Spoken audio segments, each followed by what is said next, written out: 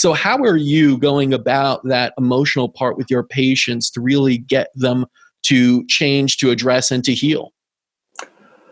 So in the meditative side of Taoism, which is where you begin, meditation is where we begin to have to sit with ourselves. That's really the kind of the fundamental side of meditation, is not some goal for enlightenment. It's not like sitting in total silence. If anybody who has done meditation knows that when you go sit on the cushion, silence is not what you get. No. It's just, I don't know anybody that goes and sits and is like, oh, this was just so peaceful. There's a lot there. They're lying if they say that, right? Yeah, exactly. And so the Taoist model, they have this idea of trinities, of the different body cavities. You have the dantians, the elixir fields. You have the lower one, the middle one, the upper one. And they are different body cavities. So you have the abdominal cavity, the thoracic cavity, the cranial cavity as physical representations, but they represent the idea of the physical, the emotional, the spiritual. And the message as I see it, or as I understand it, is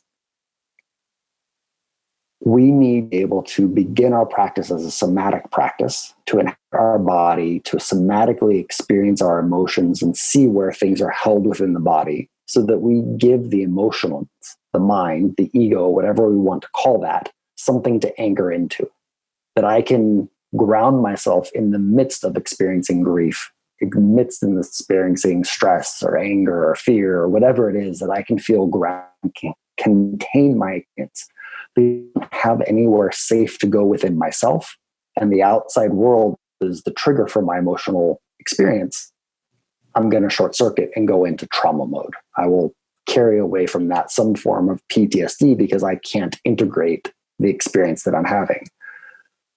And if I can't settle my emotions and anchor them into the body, and can't sort of dissolve some of that egoic experience of trauma and the emotions and everything, then I'll never be able to cultivate a transpersonal relation, something beyond me, because I'm always going to be stuck in my egoic story.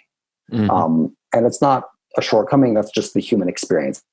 If I'm just thinking about me, there's no way I can develop a relationship to God, whatever you want to call God, because it's still all about me. Yeah. And so what I tend to do with patients is to get them beginning to inhabit their body when they feel their emotions, and just getting them to sort of come back into the physical experience. And what often happens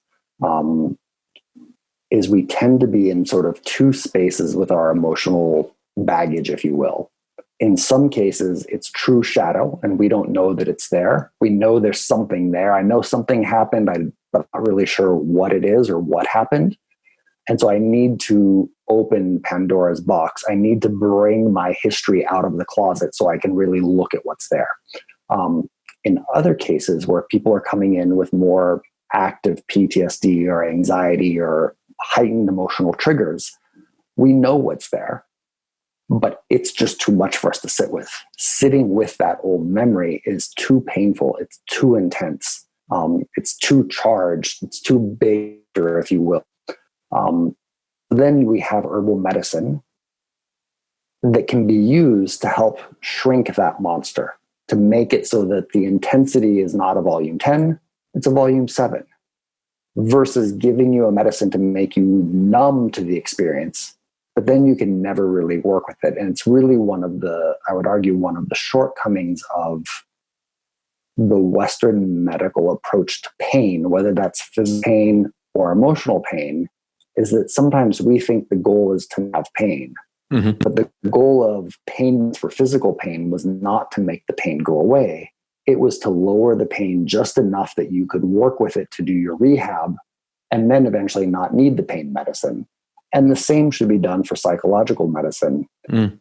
The pharmaceuticals that are used are meant to take away your depression, take away your anxiety, rather than simply reducing it just enough that you can begin to unravel it yourself and eventually not need the medicine.